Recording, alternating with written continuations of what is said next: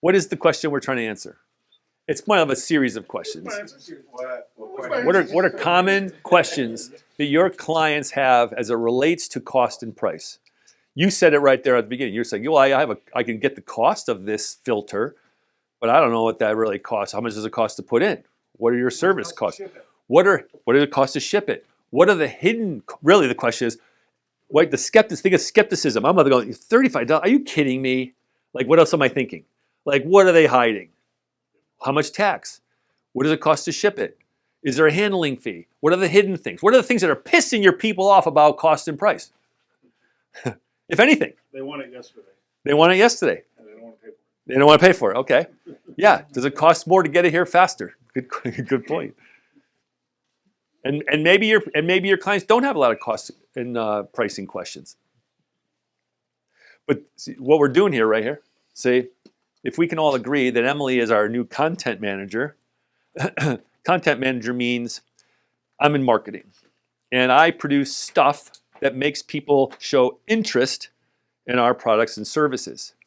But if marketing lives in an ivory tower in Oregon and has no clue about the stuff that you guys are dealing with every day, how can she produce content that's going to be relevant for you in sales? She can't. So who are the best subject matter experts as it relates to water filtration stuff? Sales. Sales. That's why marketing has to, get sales to say, hey, let's get together and tell me everything that would be useful to you in the sales process that would help your customers to reduce your sales time. And I can't operate in isolation. I need your help.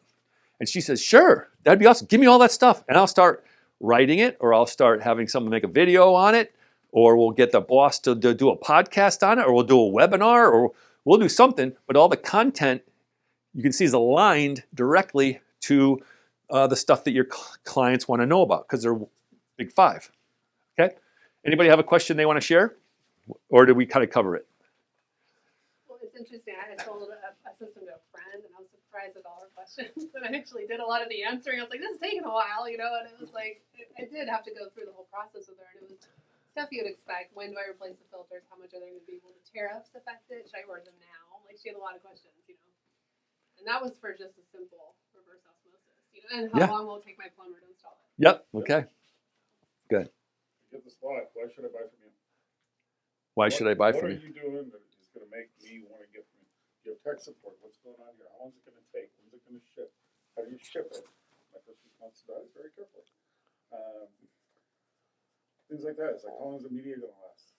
I don't know how far you want me to go with this, but I could give you 1,000 answers. And everything you just said is an opportunity to write about it, make a video about it, make a podcast about it. You see, everything you just said. That's why we take sales and marketing. That's why we're talking about the difference between sales and marketing. Historically, we've operated in kind of silos, and there's always been this sort of subtle competition sometimes, depending on the company and the culture.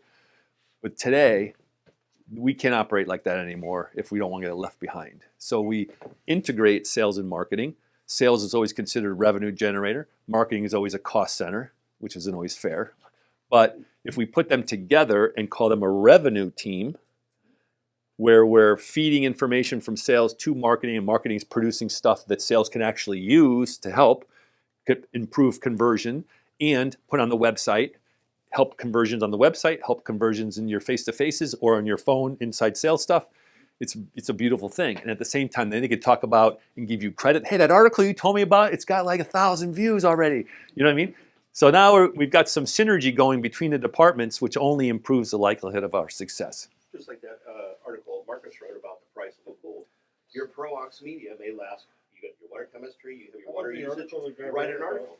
How about the guy who wrote the article that said something about our catalytic carbon being great for high-end aquariums, and all of a sudden we started selling the same thing. Yeah. half cubic foot catalytic carbons coming.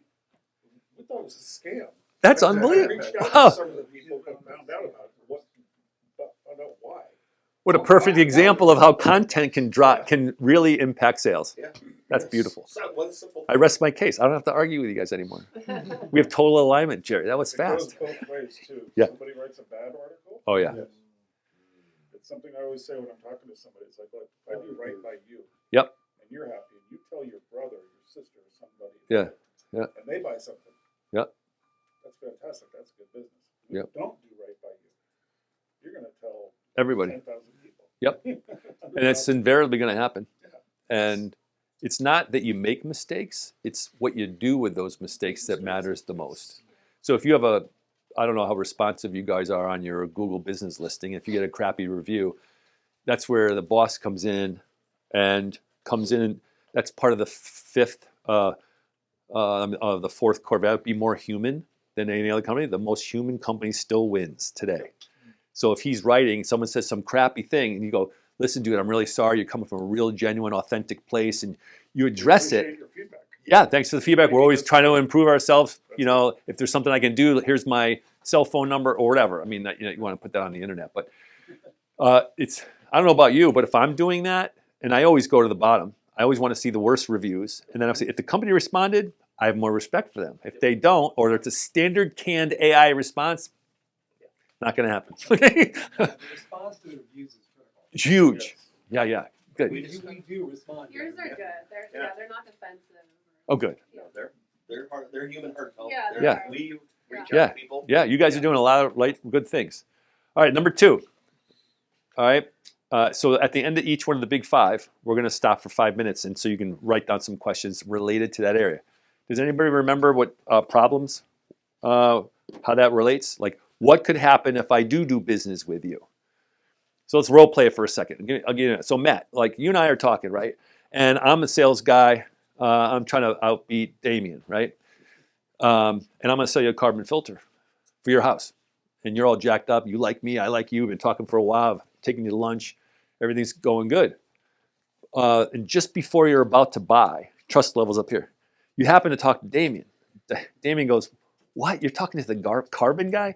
What, reverse osmosis has got them built, beat by 100. He's not going to get all the contaminants out of there. Blah, blah, blah, blah. There's nothing but problems with those carbon things. You got to change the filter every 3 months. It's expensive. It's like the Gillette razor commercial. They sell you a cheap razor and then it's $5,000 to replace the stupid razors, right? Like what a great business model that was.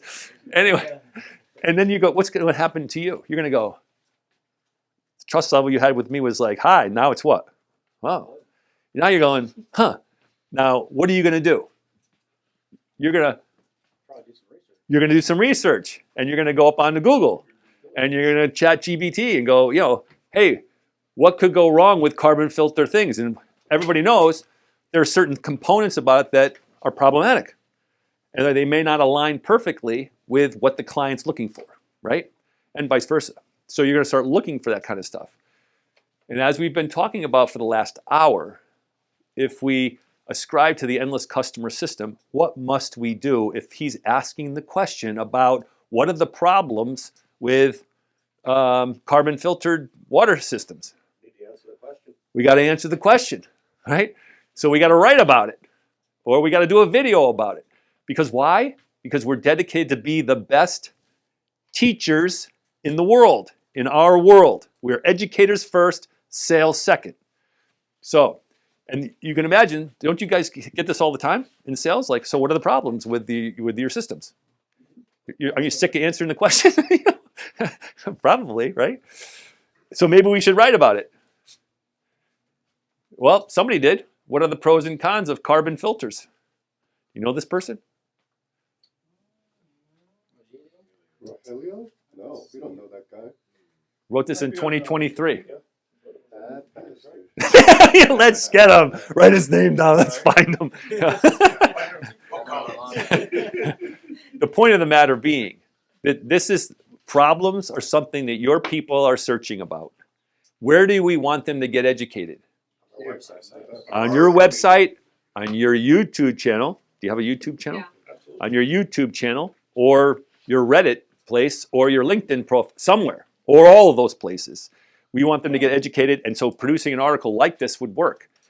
If we take Marcus, I'll just go back to Marcus, here's what he did. Say, today I'm going to give you the top 5 problems with fiberglass pools.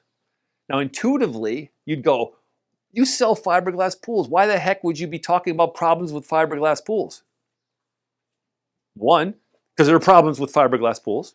They're not for everybody. The problems for anything, right? I mean, Yeah, of course. people- Right, so you have that mindset. And I want them to learn about those problems because I'm not looking for the sale. I'm looking to be the teacher before the sale because that's going to lock them in the trust level that's going to underline everything that we ever do together, which is going to get me the sale. Not a sleek, not a cool looking conversion style of salesy approach. Those days are gone. People want authenticity. They want you to be just authentic and real because I can't believe anything.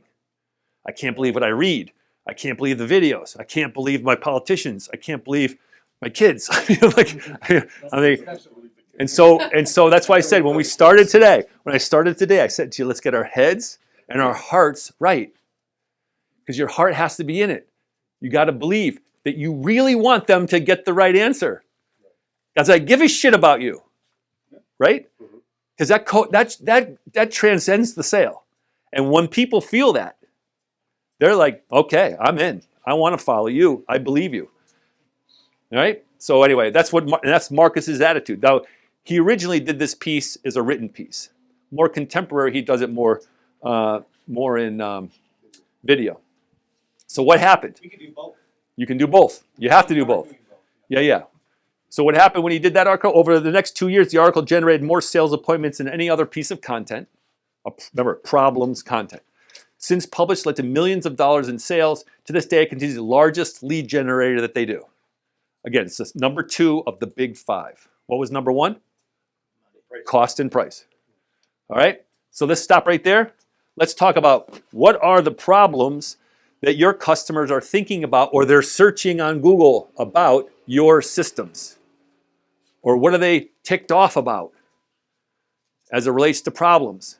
You know, those warranties are never real. They don't cover anything. Lifetime warranty. Life, yeah, bullshit. It's the life of the system.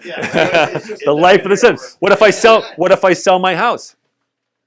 Does the warranty follow the house, or does it follow me? And I'm a new homeowner, and now I want to access you and say, "Hey, but you weren't the I owner." think I understand the language. Yeah, okay, Mr. Ostrich. Now when I say ostrich marketing, you're gonna know what it means forever. You don't want to be an ostrich.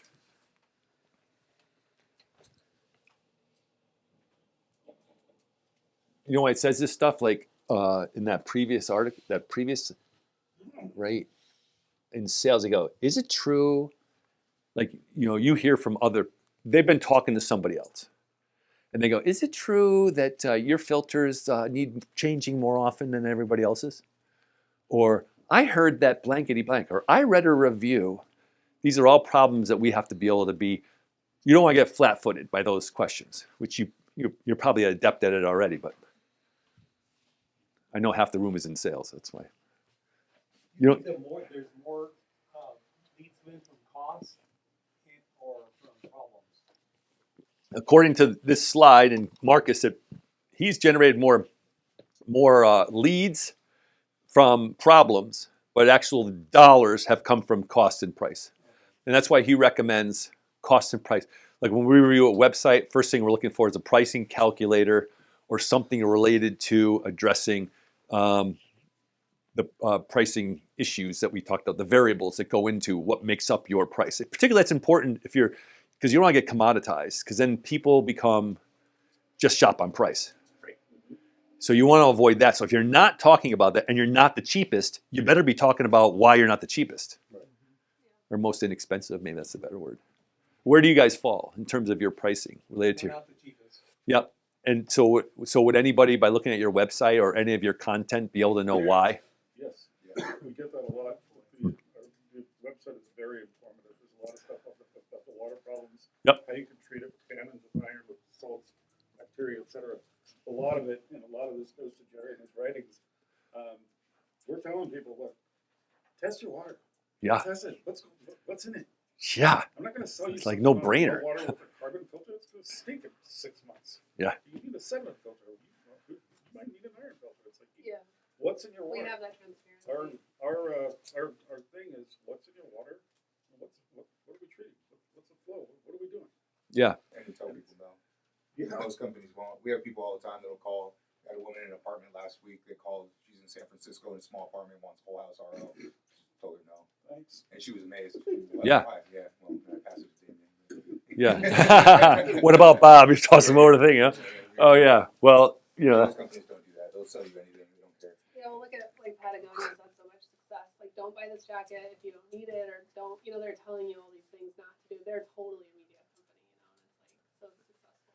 Totally, you nailed it. That's one of the examples of how you build credibility is by having some integrity by saying this isn't a good fit for you.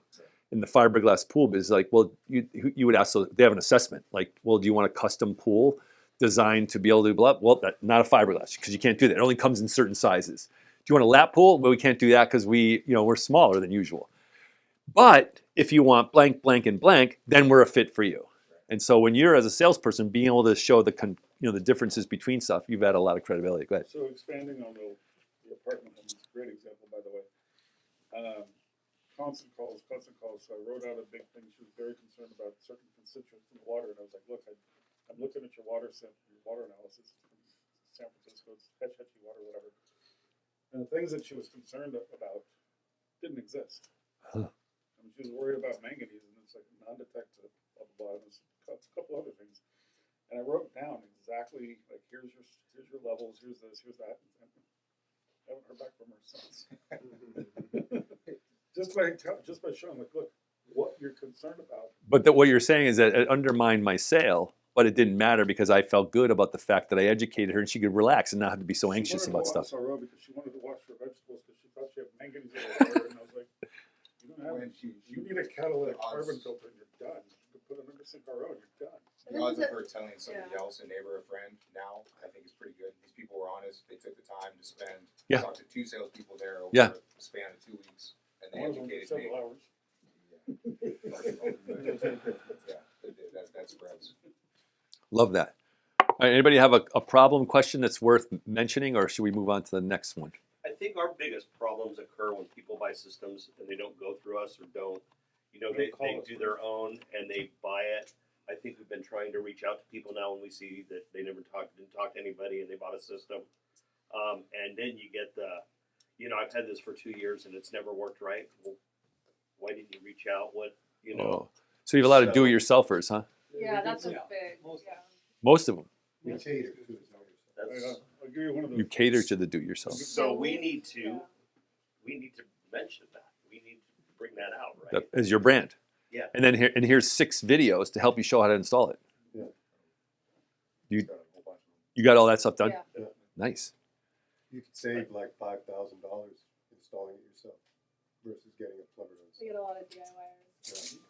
Right, but if they have a problem, you're saying if they have a problem or we don't know? Well, yeah, I'm just saying the problem's right. I mean, it's like there are a lot. We do get a lot of that. David gets a lot of that. I should say. Well, there is a real difference between like the city water that's a little more plug and play and well water, which is a little more, Custom. Right. But there again, throwing that stuff out there at that time, you and I've discussed that too. And there are people that really think they're DIY or do-it-yourselfers, but they're not. Right. And we need to be honest about that. Upfront. Yeah. To expand on that, for people that just kind of buy on their own and don't really talk to us or didn't do any sort of research. Got a guy several years ago, I'm never going to forget him, bought a neutralizer. He's like, this isn't doing anything for my problem. So what's your pH? He's like, I'm trying to neutralize my sediment. I'm like, you bought a neutralizer? That's what? So he bought something that was totally not relative to what he was trying to address. He was mad at us that it wasn't working. I was like, I'll talk to you about sediment filters. We fixed it, and he was happy about it. He's actually bought media since. So. Oh, good. Yeah, one of the things that might be helpful since you guys already have some good content already going in terms of, and I don't know, like how it's organized on the website. Is it like a learning center kind of thing? So we would recommend that we take all that content, maybe update it or repurpose it or whatever, and then organize it in a learning center that's searchable, so it's easier for people to find, and then at the same time to We're the working on that. Yeah. and then it also is optimized for large language models. Yeah, go ahead. I think for the installation guides, you could also have a link on the product page to the video to make it so like you buy the product and you can just go to the product page and watch the We're video just on how to install introducing it. like QR codes. And we're doing facets too, so you can search by like it removes these things. Like that's something our coders really think we need, like to make it quicker. Okay, good. All right, let's move on. Number 3, comparisons. How many people have, well, you were just telling us, Brian, in regard to, like, I was looking for that comparison page. If I buy this, how does it compare to this and this? And I like those ones that have the check boxes, like, Yes. where there's no, it's always the first one has no check. Just the system, check, that's it. And then the next one's like half the stuff done. And of course, our system, whoa, we're the Mercedes of the whole thing. Right. Now, that doesn't work. Why? That's bullshit. It's bullshit. That's a good Because why? It's answer. self-promotional. Yeah. It's seen as like you're biased. You're not really showing us the information. You're not being that honest. You're like showing us something that it's like, oh, do you have references? Yeah, I have references. Yeah. I'm going to talk to the people that you've already pre-programmed to like say the best things about you ever. Like, Here's my mom's phone number. yeah, here's my mom's phone number. Yeah. That works in most cases. Yeah. I would All right. positive review, be like, hey man, your brother was looking at So here's an example of a video or an article. This is a client of ours. That metal roofing versus shingle roofing. What material should you choose? Now, they might be in the metal, and they might be in asphalt. I don't really know, but what's your perception of when you see that article? What is your perception of the company immediately? I want to reach out. I need a new roof. Yeah. Yeah. I'm serious. I'm going to.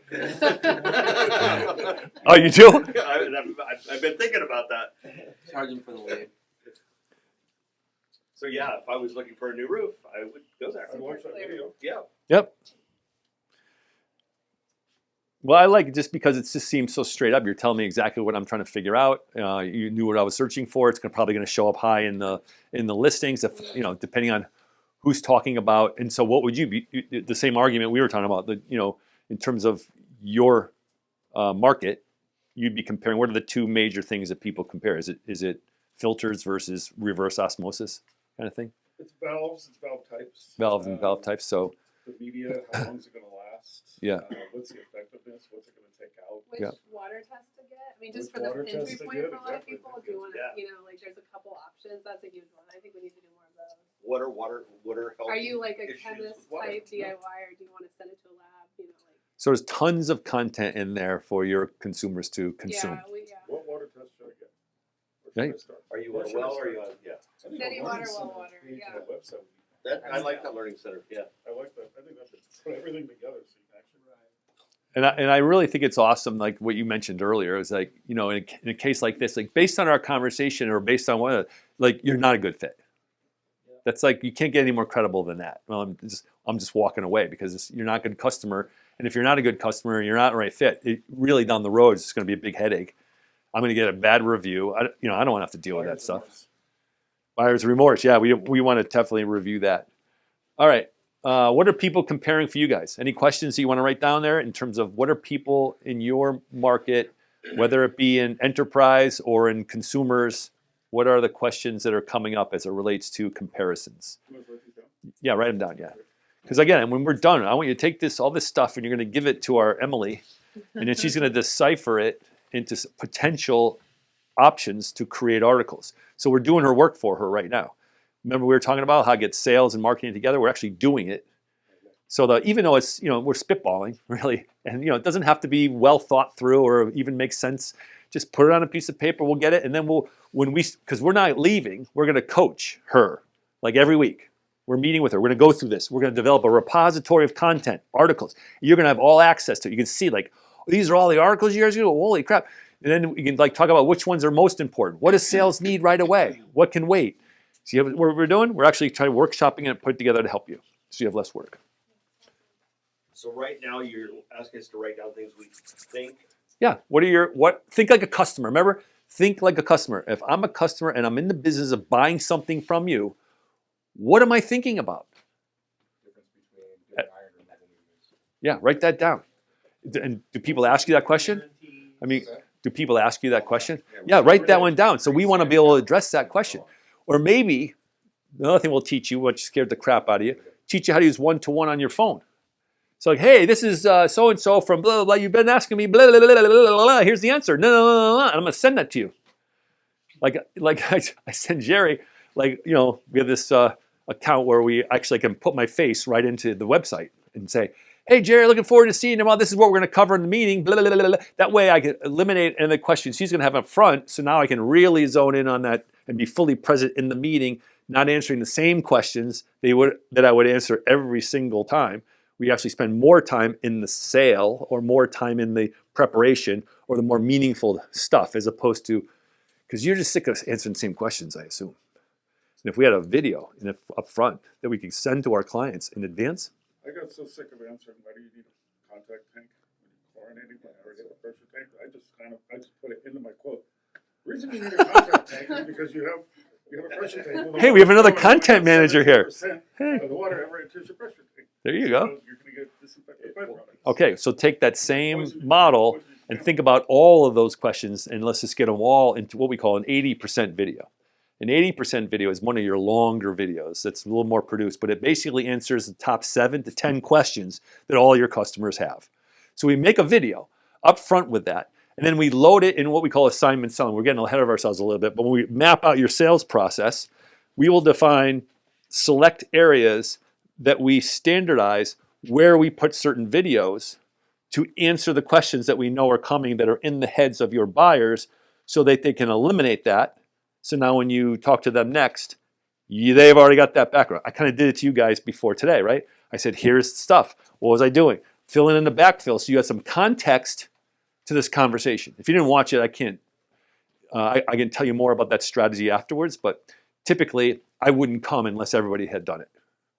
Like I would advise you. If someone doesn't consume a video that you're sending them before you go to, this is a model where you're actually going out or you're taking a phone call. It depends. Like, how much time are you going to dedicate to a certain part of the sales process before you know that they've consumed the thing that helps you understand where they are in their journey. So most of our content, if we talk about, if you know a sales funnel or whatever process, so at the top when people are just sort of kicking tires, they're not really sure, we need content for that. But primarily we're going to focus on the people that are down here at the bottom of the funnel because they've spent X amount of time consuming content that we've generated. We know if they consume 30 to 50 pages of content that we've produced, they're 80% more likely to buy than the people who don't do that, 20 or below. So now you go, I'm not coming, right? And now you can feel good about not coming because you're going to spend some time on some other people over here because these people didn't do it. That means I'm not coming. Let's change the time when you've had the chance to watch the video I sent you or read the article that I sent you. Or send me your test. Otherwise, let's just I reschedule. need that in PDF format. Make sense? Okay, we're good with this one now? Yep. All right, next would be reviews and the best. Okay? We talk about this because reviews and best is sort of standard way of doing search. I'm always going to look at reviews from that company. I'm always going to see who comes up as the best. One piece of for you, Emily, in producing content with reviews and best, the best stuff would be that says that in the headline. Reviews and best of article on refrigerators or whatever. Because what happens is sometimes people will search for reviews for. So you want the article to come up either way, or the video to come up no matter what they're searching for. So a little best of, like what's the best water filtration system in San Jose? But they wouldn't look for reviews.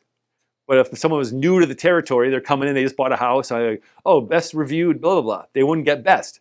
So if you put views and best, it's more likely that you'll get some traction for either one of those. And as an example, I did that before coming here. I said, okay, what are the top rated water treatment and service companies serving San Jose? Do you think you guys came up? How come? You have all this great content. Customers don't know we're here. How come? We're still trying We're to figure that out. Locally, we're hidden. Yeah. We're not- Okay, good. we're not rated for San Jose, we're not coming up as San Jose. Yeah, because it doesn't really matter that much. Right. Because that's not your target market. You're not really targeting San Jose.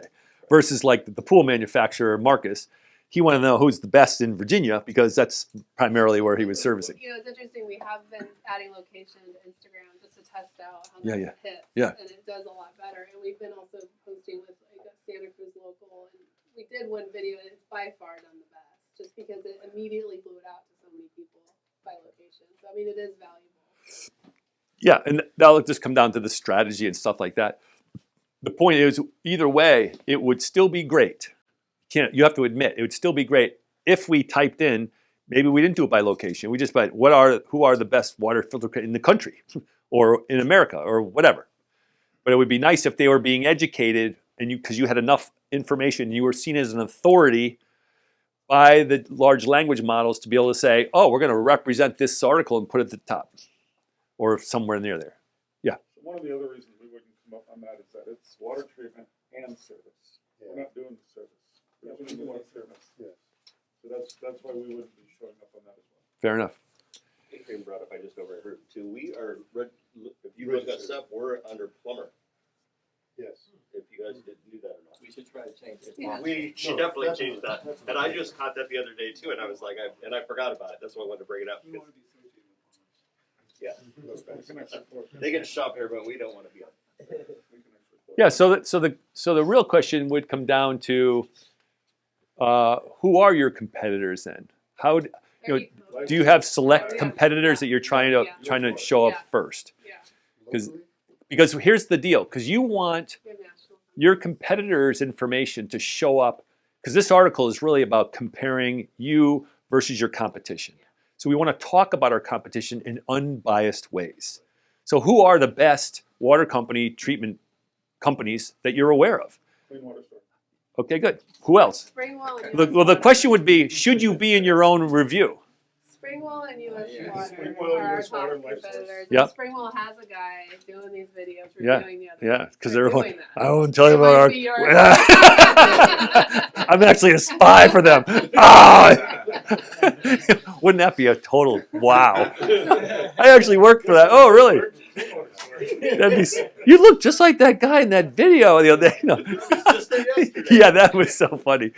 But the point of this big five here is that we want to be comfortable addressing our competitors in open and honest ways. And if they're better than us, we need to say it. As it relates to this particular area, maybe they're better. Or maybe it's pricing. Or maybe it's some other thing. But the question for you guys is, do you think from an algorithm, because you're the guy that run that, do you think we should include ourselves? Or does that hurt us? If we say, here are the best water companies in America. Oh, boom, we do top 5. And should we be one of the top 5 or not? So, Yes. Yeah, absolutely. You say yes? Absolutely. Yes? For do-it-yourselfers, we Uh-huh. do custom water treatment. We've got experts here that are certified and all that stuff. You know, we're not just a water software company. I'm not asking you if you are the best. I'm asking you if you should be included in the article. I'm giving Brian, you reasons we Raymond, are. what do you think? I think so. I think someone might look at it and be like, huh, it's kind of funny they put themselves as number one. But Why would they say that?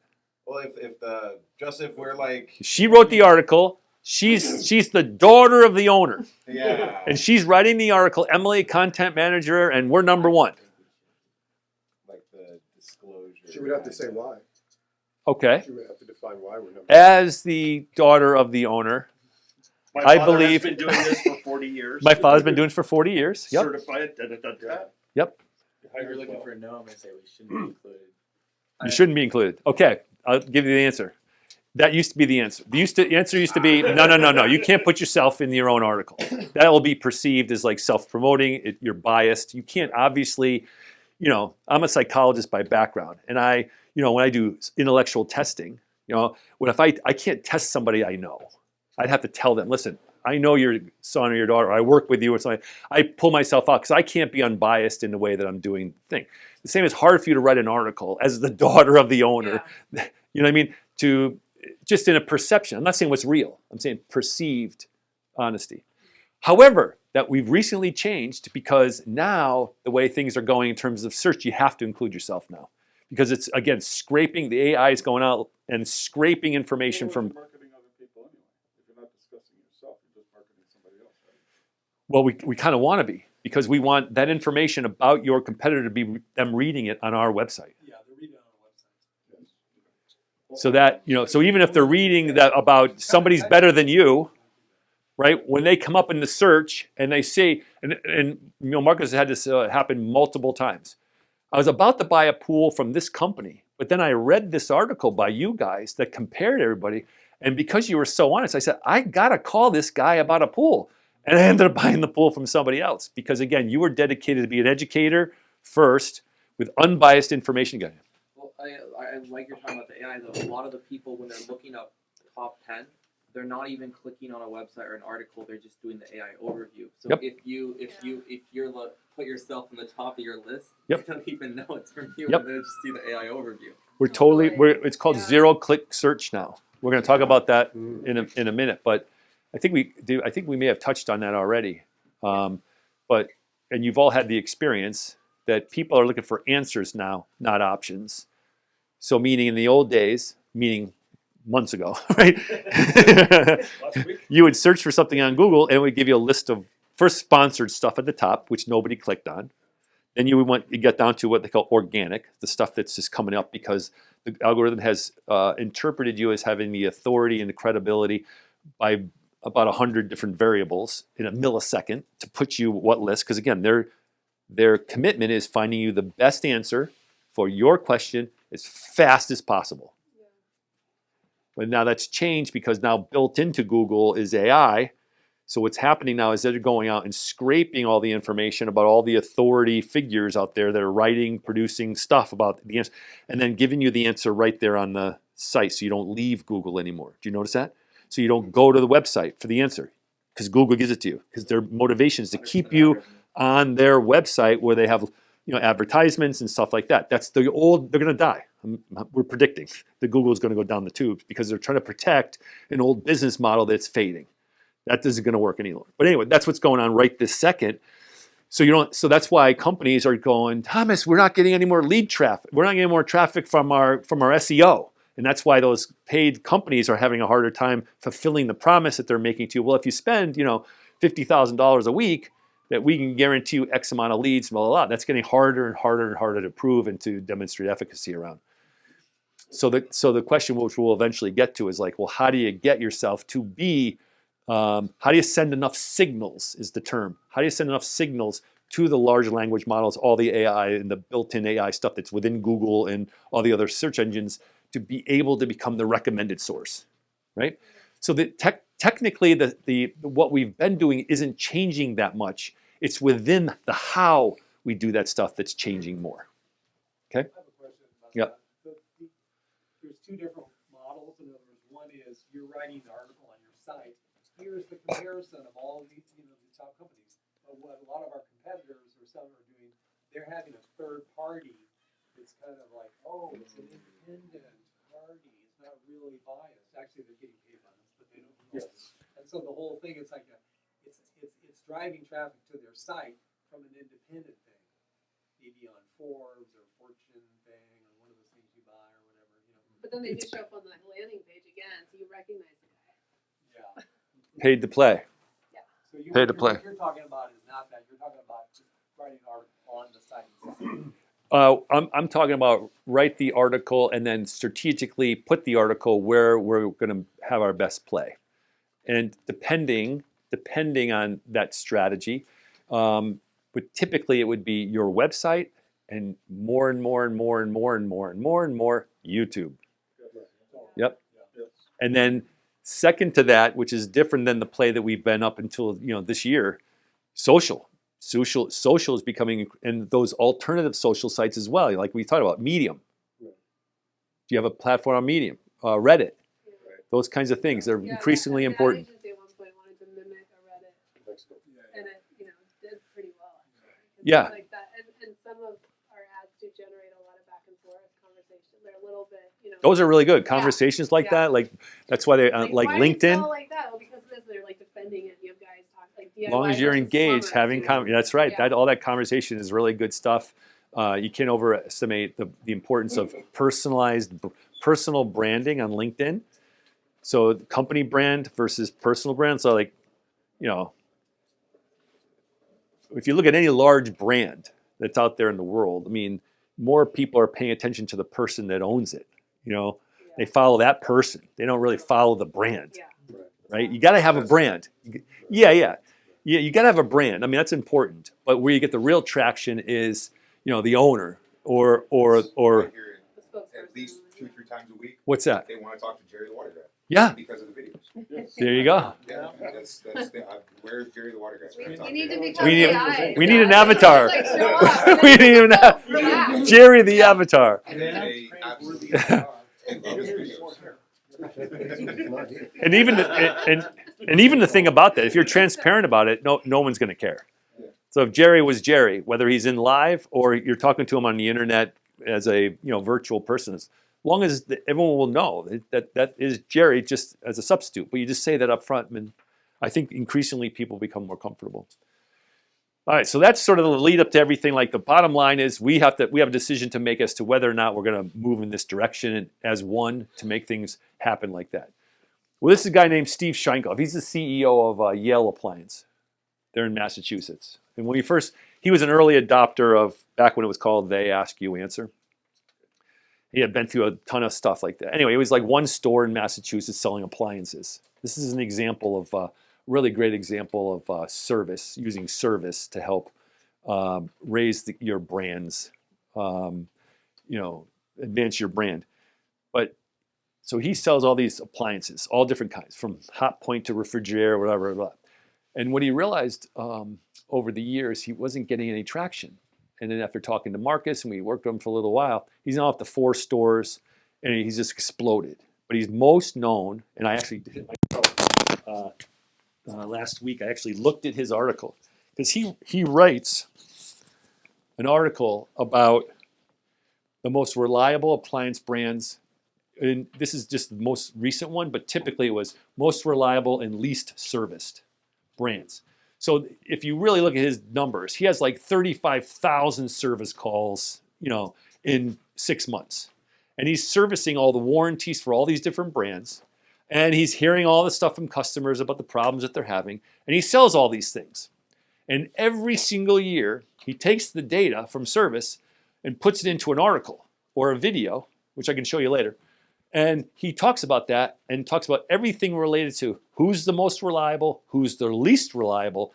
And then he writes about it. What a gutsy guy. This guy is so gutsy.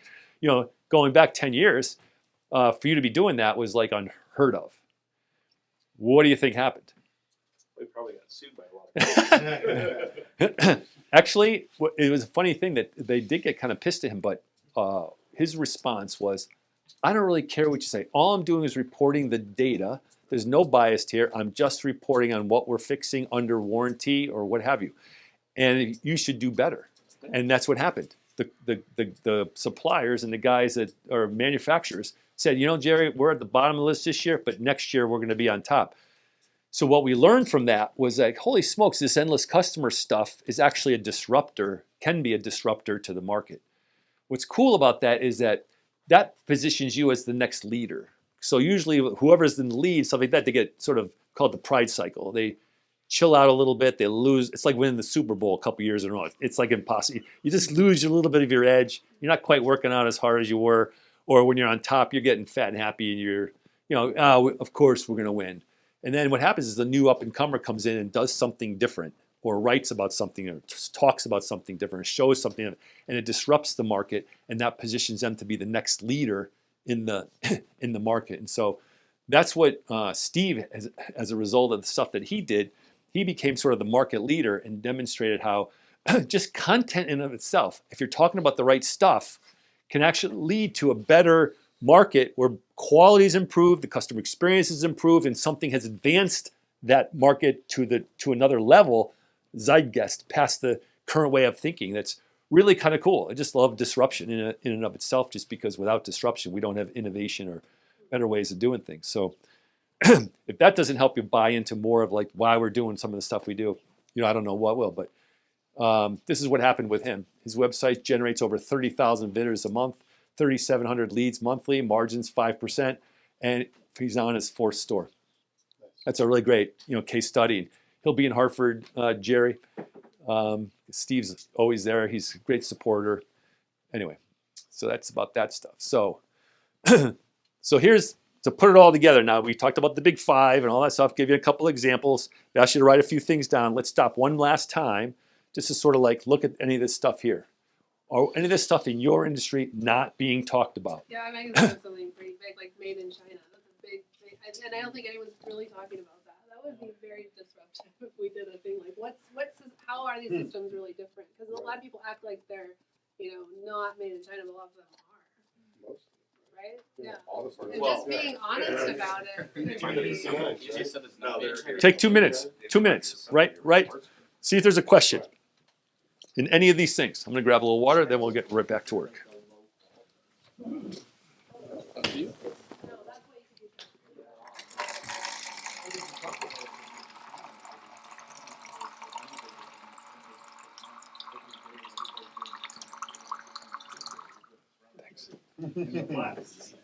I always started Doing that crazy was, stuff. they're manufactured in China, but they were designed in Germany, right, originally.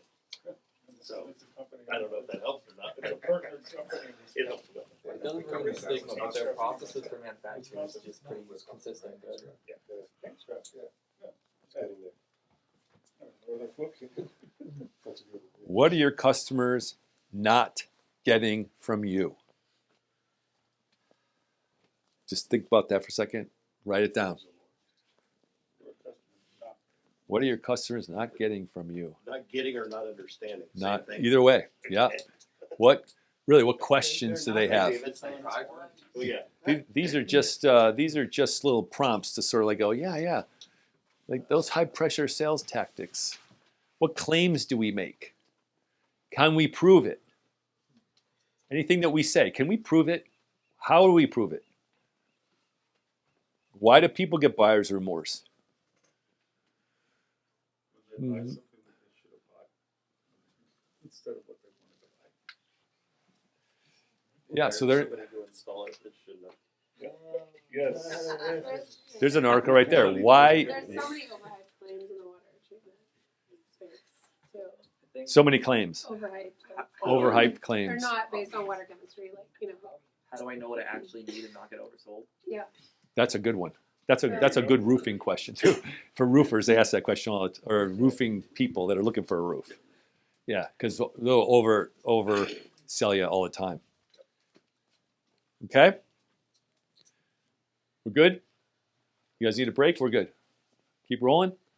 All right, good. So what's going to happen? So the companies that do this right, this is what it looks like. So now we're going to move into like some.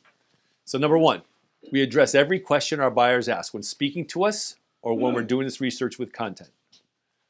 The best companies publish 3 pieces of content per week that's written and 2 videos. Right? That's 150 pieces of content per week. How many questions do you think we generated so far just in this, hour and a half meeting? Yeah, good amount. 20. Right? So if we really put our head to it and we were working overtime, that would be a piece of cake. Because you probably get that many questions in a week. At least.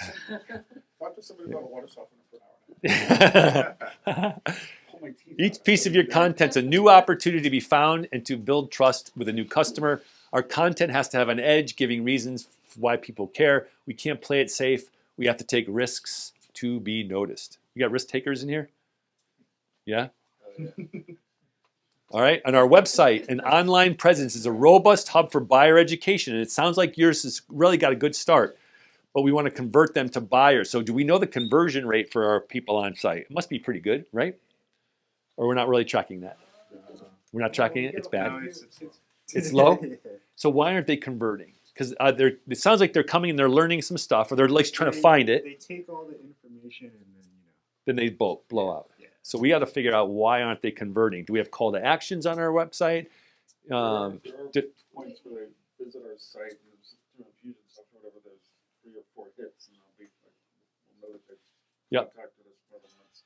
If it's a 1 hit, then it's usually they're exploring. Yeah. They're finding out if They're it's even. I fixed my iron, my wife is pissed off because her laundry's orange or whatever. So they're, Yeah, they're I mean- reviewing that. I We were can see. getting lots of traffic on the hydroelectric cycle from kids. Yes. Oh, Yeah, yeah. doing their projects. So sometimes you write articles that don't do anything, that don't bring in the right traffic, Yeah, right.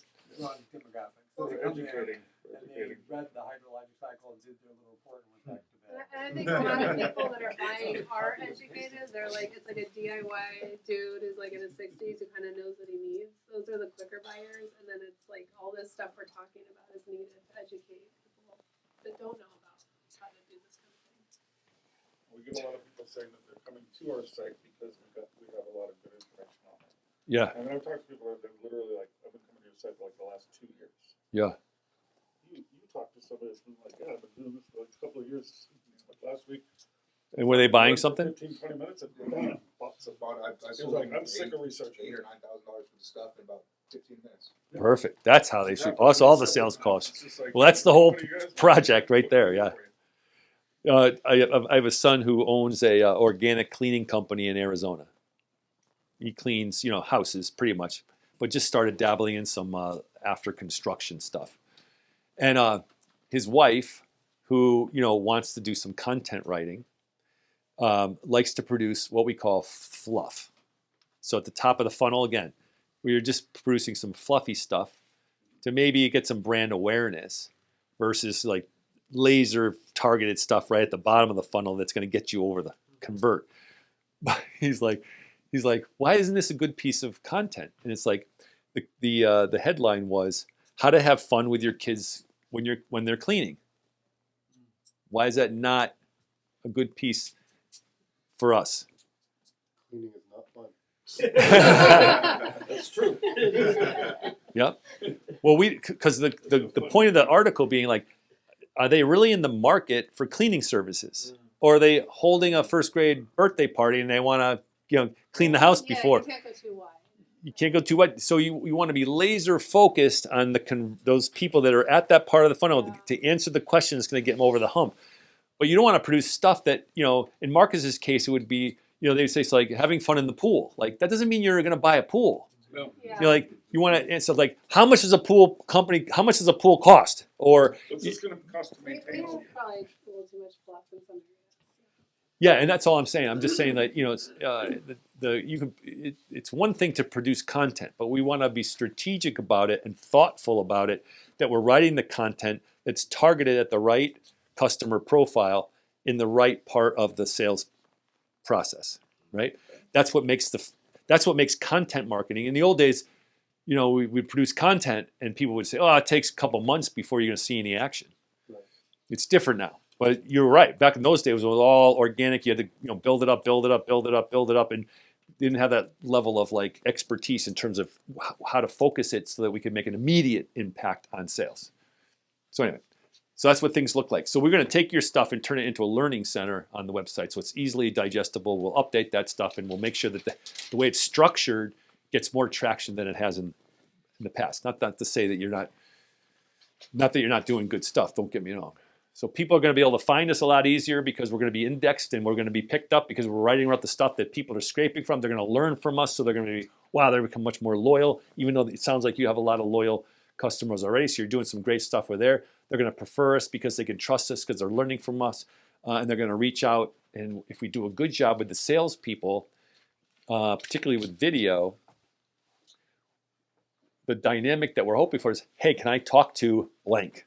Because I feel comfortable and familiar with that person because I've seen them on video, just like they say about your boss. Right? Wouldn't that be cool if people called and said, I want to talk to that guy? Or please don't give me Damien. He doesn't exist. All right, and then we're going to make sure that they close faster because we're using the stuff in the sales process, and they'll keep coming back to us like we do. So here's the next step. This is what we call assignment selling. So I'll give you a quick little snapshot of what this looks like. So right now, what's your best sales asset? I mean, what's the thing you rely on the most? I mean, obviously, besides your good looks, do you have like a repeatable sales process that you follow all the time, or is it just more like your own talent, or just the way you've been doing it forever? Or Yes, we have our quiz. you have a The quiz, the online quiz. People Okay. do the quiz, and then at the end of the quiz, they have the option to book an appointment. Some of them just leave their phone number and email, and then within a few hours, Brittany calls them up and sets an appointment for these guys to talk to them. That's when we can kind of evaluate They're how far along in the funnel are they. That's how you qualify them. So You we're qualify them because they've If got we're enough gonna get skin in some the data, game what's going around on. doing the assessment. And what's the assessment do? Basically, it's what type of water treatment do I need? Yeah. So it says, are you in city water or well water? And then Spring there's water. a series like 12 to 14 questions. Yep. And then we find out what their issues are and if they've had their water tested or not. Yep. At the And bottom what there. percentage of those people who fill that out buy? Do we know, I or the percentage of people that Mike, you know? start the process, it's about 35% will actually complete it, so we get anywhere from, 10, 20, maybe, visits a day, I guess, something like that. But in terms of the percentage that actually buy, I'm not sure. okay? And you said 35% of the people that fill out the form finish it. Yes. Okay. Phone number and email. All right. Get called from us. Myself I'd say, and what, it's Adam. like 10% maybe go through the appointments by, would you say? Might be a little higher than that. Maybe Yeah, I 10 think to 20, it's higher. I'd say 10 to Higher. 20%. I think once they've actually qualified, once they actually get to If they one talk of to us, Damien or Luke, and then I'd say the percentage is probably closer to 20% at that point. It's hard to track sometimes because they might buy a year or two from now, right? A lot of people are just kicking tires doing homework. A lot of people are asking for their sales parents or cycle could be loved a few one. months. So and then they come back, their neighbor, their cousin, or whatever comes back and purchases at a later date. So it's kind of difficult to track sometimes, but I'd say it's higher. I think once we get them on the phone, I say we close 20%. I think it's higher than that once they talk to us. Yeah. And once they get us on the phone, if they've gotten that far, I think our percentages are very good. Why? Because there's a couple of other hoops they have to get through. They have to actually, Well, yeah, it's just they have to actually how be serious available, they are. right? They have to actually go through the depending on what the issue is, they have to actually get their water tested. We also will test water for free, so we allow them to that's another step, right? They actually got to go get a water sample, take it to the post office, and mail it to us. Once they've done that, the odds of them buying I would say that's pretty high. That's bringing up high. right? I mean, Yeah. it's very, very high. So I mean, Yeah. it's something very cheap that we can do to get them fully involved and engaged. Yep. And now they feel like they're a part of. Or if they've what's going contacted on us here, and right? said, yeah, I have my water test, here's the test results, when can somebody contact me? That person goes right to the top of the list. 100%. Okay, good. Well, I think the idea would be to sort of analyze that process and to find where are the opportunities to enhance those percentages. So whether it be, what percentage come onto the website and actually find that tool, how to, One of the assignments could be when they finish the appointment, they watch the video. exactly. Now you know where I was going. Yeah, Watch so, the video and then fill out this quiz. We could also make a video that's just how to DIY your water system, which includes one of the steps is doing the quiz. Yeah. Start here. Just the video that's the whole process, like how to DIY water system, and then What's in my water? yeah. Then you make your appointment, speak with us, guide, Yeah, walk them The through first step is taking the quiz. First step, take the quiz, link to the quiz. Or if not the quiz, they can, it has prompts, they can select what they want. Oh, I'm on well water, I'm on city water, I'm on city water. It takes you, yeah, I'm on city water, get my report, I'm on well water. I'm gonna bring in a sample, I'm gonna mail in a sample. Little prompts that you Or they click can get the water test. instead of a quiz. one of the things you could do immediately to improve your conversion to the water is that when I'm going to go, what happens to people when they start to fill out a form on a website? To get bored. No, they want your phone number and email, and you don't want to give it to them Because why?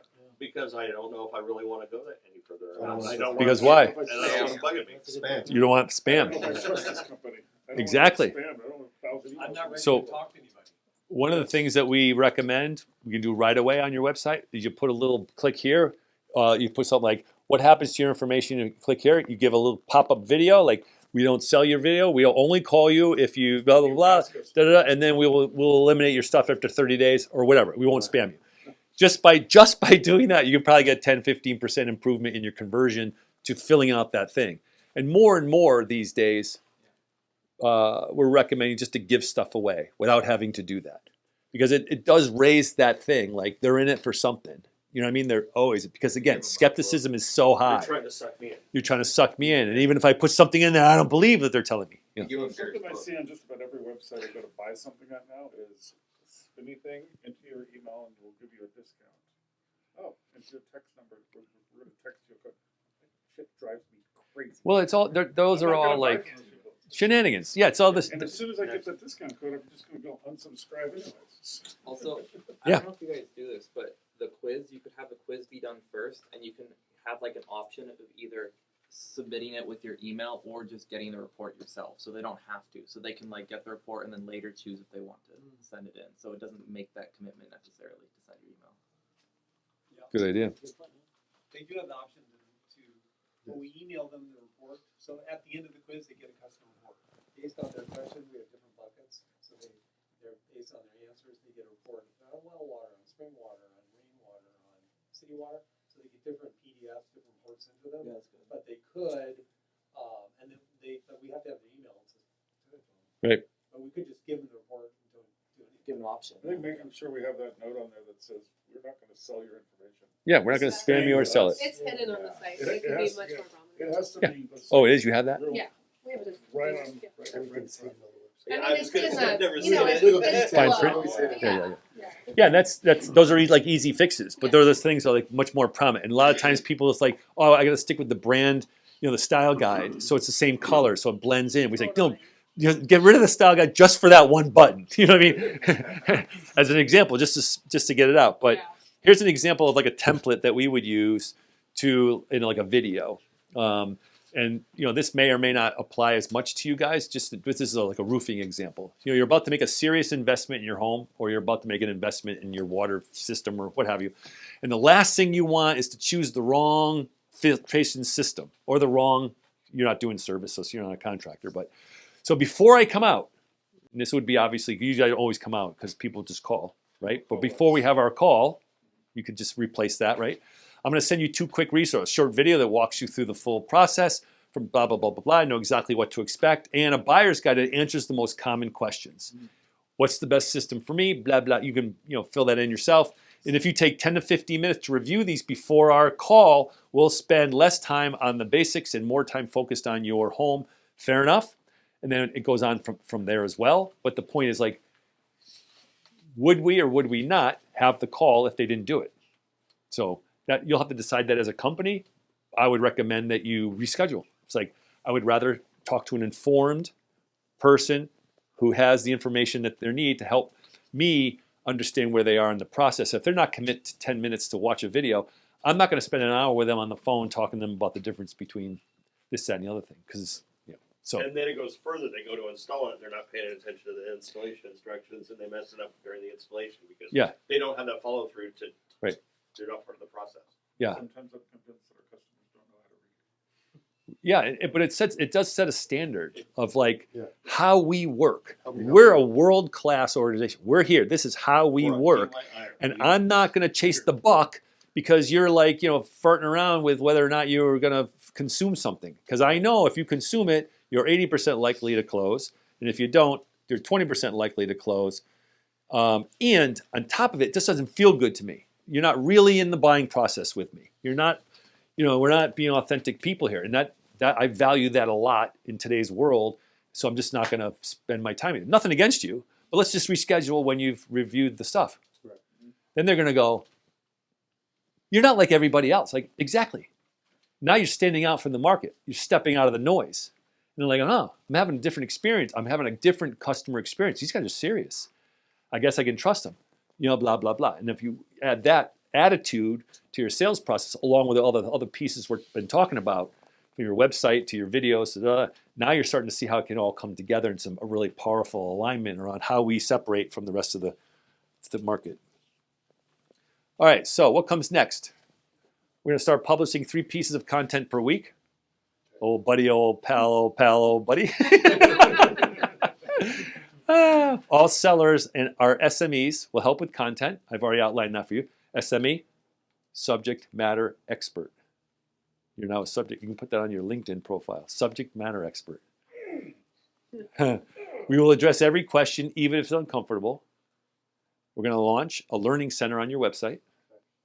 Pretty cool. We're going to integrate content into the sales process. Everybody on board? And we're going to embrace video. Today represents the beginning of our journey to becoming the most known and trusted brand in our market. If we're in, thumbs up. Everybody's in? Everybody's good? Yeah? All right. There you go. You woke up just in time. Just put your thumb up. Just put your thumb up. Yeah. If he just puts his thumb up, we're all compliant. How about our guy? How about our man in the Zoom call? All right. All right. So we're about 40 minutes from completion of this first part of the thing, right? So if you remember, there were how many were big 5, right? And there were 4 pillars of truth. Remember the difference? 4 pillars of trust. These are the things that we have to do. And the 5 were what? The 5 were the things that we have to be talking about. Pricing, problems, comparisons, reviews, blah, blah, blah, right? Those are the 5 things we have to talk about. This is how we do it. So we're going to talk about those 5 things, the big 5. Now we're going to, what does that mean? We have to show stuff that nobody else is showing. What do you think that means? Video. Ding, video. So far, I've been sort of walking a fence. It's traditionally been content, which is like articles. Everything I said can be applied to video. So that's basically what we're talking about. And why video? Why is video taken off? And it's not really an option. What's that? Because you don't have to read. You don't have to You read? can have your cup of coffee or whatever you're gonna have. and It start can't be watching scraped by video. AI in the same way, so it can't just like everything be put on Google.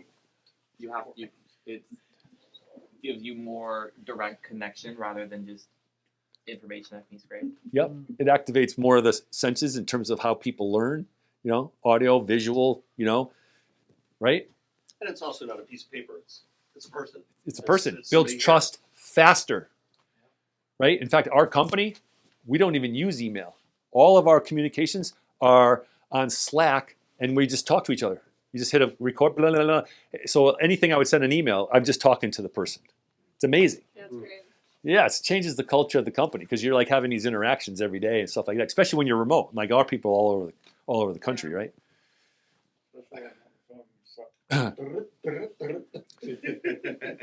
So I'm not going to show you this video because I know it's not going to play right. Okay, this video is basically like a paperclip company, and they make thread and stuff like that.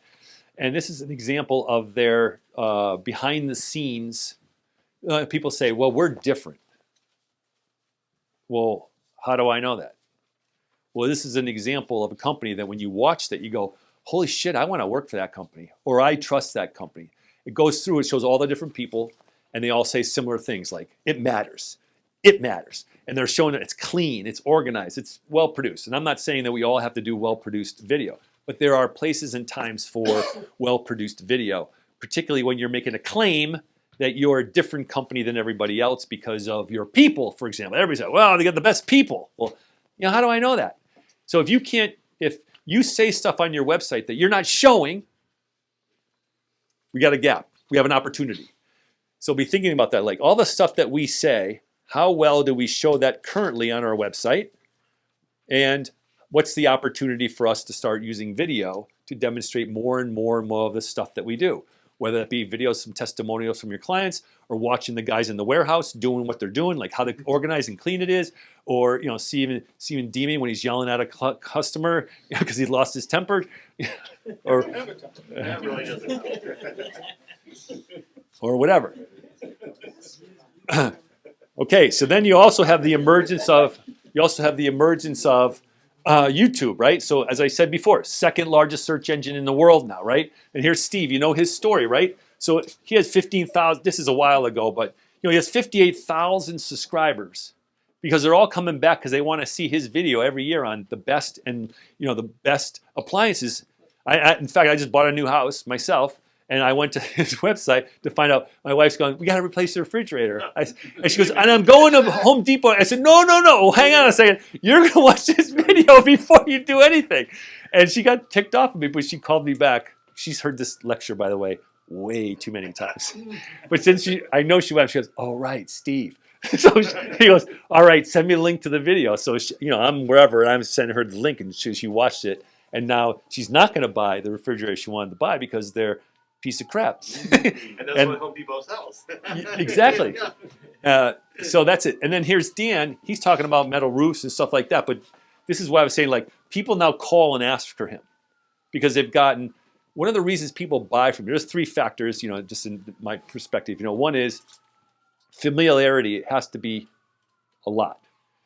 Meaning, even when you're emailing people and they're not responding, or you're leaving messages and they're not responding, you're still building familiarity with your message, the tone of your voice, or you're sending video clips and stuff like that. They're not responding. They ghost you. You keep doing it. Eventually, you become like family. They start to think like, yeah, that guy, man, he just won't let go. or that voice, God, it's familiar. And then what's going to happen? Then one day they're going to go, God, I'm going to call that guy because it's the timing is right now or whatever. So if you have a presence, and you're a perfect example, you have a presence and you're branding and you're working on honing that brand, eventually that becomes, a part of your integrated life, if you will. And it was so cool would it be if people are like, you have thousands of people checking in with you because you're leading them and helping them to become the most educated in the market. So a lot of that stuff is really good. In fact, video has become so important in the new book, in the Endless Customer book. We've created what we call the Selling 7. These are the ones that build trust and capture leads.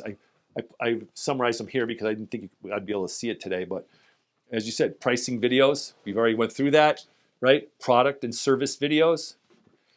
And we recommend a separate video for each product, not we sell faucets. You know what I mean? Because people are like, I want to know about a specific type of faucet or whatever. And if you have a lot, which in your case is the case, right? Yeah.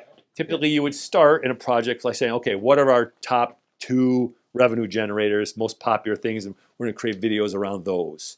So when people come up, they can get the video, boom, makes your job even easier than it already is, apparently. I already talked about your 80% video, right? Do you remember what that was? Top 7 to 10 questions your clients have that are always asking. We put that into a comprehensive video, right? And that video is something we can send them in advance so they can answer those questions. And then we can also repurpose it. Where's our video guy? Right? We can chop that up and sometimes just do little shorts on each one of those things. So we're repurposing that content so we don't have to keep making more videos around that. Customer journey videos, those are sort of self-explanatory. Landing page videos, we've discussed that. Meaning, if your website sends me somewhere, I get somewhere, and I gotta get a water test, I'm not filling out that form unless I know what you're doing with that information. Right. Some people will, but a lot more will fill it out if they know what you're doing with that information. Okay, so we always want to have that call to action. Go to here, and you get your free water test. And this is what happens if you do. Claims. I think it would be really cool if you had a video of like the inside of your place. So people know, like, I guess you get that question quite a bit. Are you a real, in today's market, nobody believes anything. Like, if you're on Facebook, I'm not clicking anything that's advertised on Facebook. Get this scarf for your wife. It's 4 cents. I don't believe that's a real scarf, nor do I believe that's a real company. Right? And that's what we're fighting against. So when you have stuff that says, oh, we have a real building, well, that changes the game. Oh, you're a building. Oh, now you're a real company. Oh, and here's our people, and check out our warehouse. You better clean it because we're coming. That place is spotless, right? Oh, yeah. Absolutely. The whole country's going to see it soon, so you better start working on it now. All right. Any of your claim videos, and then bio videos. I love bio videos. I'll give you an example one in a second, but we have to talk about short form videos. Are you guys using short form video in any way? Yes. Yeah. What are you doing? I mean, it's Mostly on YouTube, but we were on TikTok for a while, but mostly it's YouTube and Twitch. yeah. And, I mean, But we definitely need more shorts. I mean, our whole content process is kind of not. Well, it's not. We need to make some more. Considering the fact that you've been operating with one hand behind your back, it's a mix you guys have of, been doing like, pretty good. fluff and then like using some of the high SEO blog stuff to drive some new videos and ideas. And we did do, I don't know who shot that video, of the Richardson talking about Scotts Valley. That was my, That's your neighbor, yeah. So I did a short of that that's done so well. I mean, we just need more like that. That's been so successful. And they're also great for social, right? Because He's really approachable and he's talked about system. But I edited it down using like Yeah. the script because it's this great program to really find the right moments of it, and so it's done really well.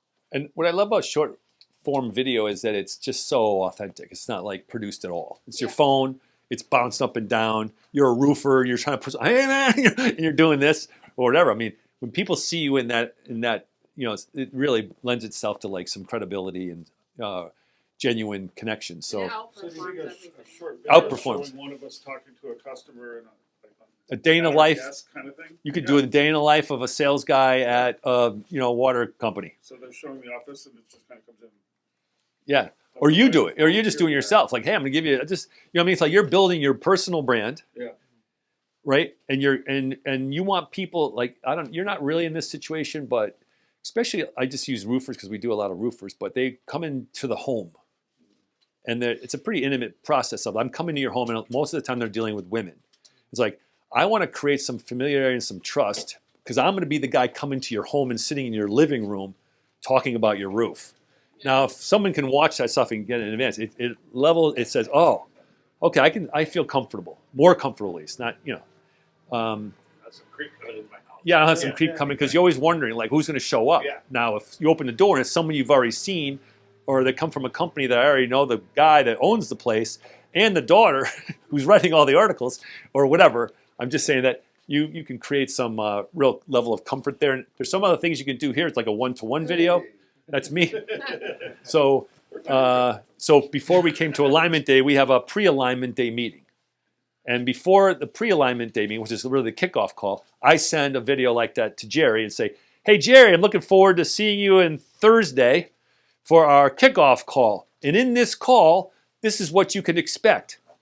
Boom, boom, this is what we're going to review. The logistics, the where, the time, the place, all the technology needs. Then we're going to go into this is what the agenda looks like. And I just lay it all out so everything's predictable. And you can come to that meeting feeling like confident that, I know what's going to happen, so I can relax and I know what to expect. I can be fully present in that meeting, so that increases the likelihood that I'm going to get a team of people that have been prepared well by Jerry because I've prepared him well, right? And it's made personally for him. So in the video, I say, I made this video for you, John. So like, holy crap, you're selling me a faucet or whatever, but you're sending me a video in advance that was made just for me, and you're talking about that person to their name, and you're explaining what's going to happen. That's really powerful. So you can do this in prospecting. You can do it in your sales process just for buyer's remorse. Thanks for buying from us.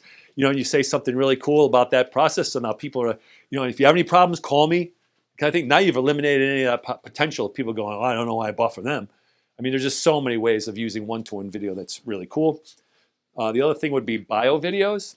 Anybody have a bio video in their signature?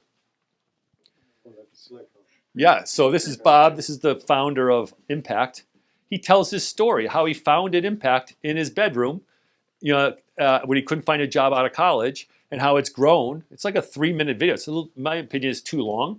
It should be like, under 90 seconds. But it's a bio video. So when you send an email, your cold email, like, people can click on your face or whatever, learn a little bit more about you. They're going to get, like, oh, you're a little more familiar to me now, and I feel more comfortable dealing with you. And again, I think I'll call you back or whatever. It's just another option. Okay, self-service tools. Self-service. What did we talk about at the beginning? At the beginning, we said people are skeptical. They want to be in control of their own sales process. They don't want to talk to salespeople. Leave me alone. Let me do my research. Let me educate myself. So they want that seller-free sales experience until they don't. Yeah. I walked into the makeup store and I wanted to buy something. I wanted to self-serve myself, but I had no idea what to go or where to go. And so yep. I didn't want to be self-serve after that point. But you did originally. Yeah, originally, but it would have been really cool if you walked up to the counter and it said, "Are you new to blah, blah, blah? Would you like to help yourself?" Yeah. Click the button. Ask you a question. Okay. Blah, blah, blah. Yes. And then now you do this thing. Well, I'll just jump right into it. So if we agree that more people want to do that, if you don't have self-selection tools available, what good does it do? So here are some of the ones that we work with our companies on putting in place. So a self-assessment, like, am I ready to take a 10-mile hike? or that's late? Okay. Am I ready to do the Ironman? All right. Anyway, a self-assessment tool is essentially trying to do exactly what you said. Like, it asks you a series of questions, so you end up at a certain score that feeds into a range of things that says, here you are in the readiness of a particular thing or not. Okay, self-assessment. Love those things. Self-selection. That would be the kind of thing where I think I mentioned it earlier, like Wix walks you through a process where it helps you to define exactly what you're wanting to do based on some simple questions. By the time you get to the end, you've selected pretty much based on these simple questions what you want. It would be great. I think you do something like that now with your. The only thing that we have You're- close to is the quiz, but what Yeah. we're working on is where people can take something similar to the quiz, but actually gives them to a product page they can buy something. Mhm. So in other Also, words, it goes through, The I opportunity is collect, to schedule I'm on city appointments as well. water, I've got this many people in my home, here's the bundle best for you at the end. Okay. On sale. Self-configure would be like buying a car. Like I want air conditioning, I want it blue, I want big fat tires and a convertible, whatever. That kind of process leads you to the answer of like, okay, this is this, and then this is what it's going to cost. So a self-configurer, self-pricing. I want to be able to walk through a thing and figure out I'm going to add this feature, I'm going to add that feature, and this is what this is going to cost me. And last would be self-scheduling. So the way you do it now is, can you actually schedule it myself, or do I have to You get can it? schedule an appointment right off the website. You can schedule. Yeah. Perfect. So self-scheduling, that's really awesome. So we work with getting these self-service tools, and this is right now kind of like a nice to have. Within the year or two, it's going to be pretty much a requirement for every website. Yeah. So what we have now, like on the Ahern filters, for the self-configurator and the self-pricing and then the water softeners, whatever, you can choose to add an air injection. You can choose to add ozone. Yep. There's a little question mark. What's that for? Yep. That sort of thing. It shows you exactly what it's going to cost. You can add a stainless steel jacket, a neoprene jacket, a rain cover. You can add the drain line. There's all these things, and once you add all those up, it'll show you what the pricing is right there. That's nice. So it's, Well, what's missing is like a video explaining why. that's They what I don't was thinking. know. Yeah, yeah. Well, What and do- more what do you information need about ozone? the Why do you add-ons. need Yeah, Videos on we're the working ozone. on that. What's the process? Yeah. Why do I want that? How Yeah, much we can glass help is you it with going to that. cost? Yeah. Yeah. Like more just explain like the converting process. Like, why do I need this? Whatever, like more visual. Yeah, you guys are doing a lot of good things, and it's just a matter of like enhancing those things. But it's also important that we measure that stuff. So my first question would be, similarly, like, what percentage of people take advantage of that, of our buyers, and if they do that, is it worth the time and the effort for us to make it better because it's producing, or it's not? People aren't using it.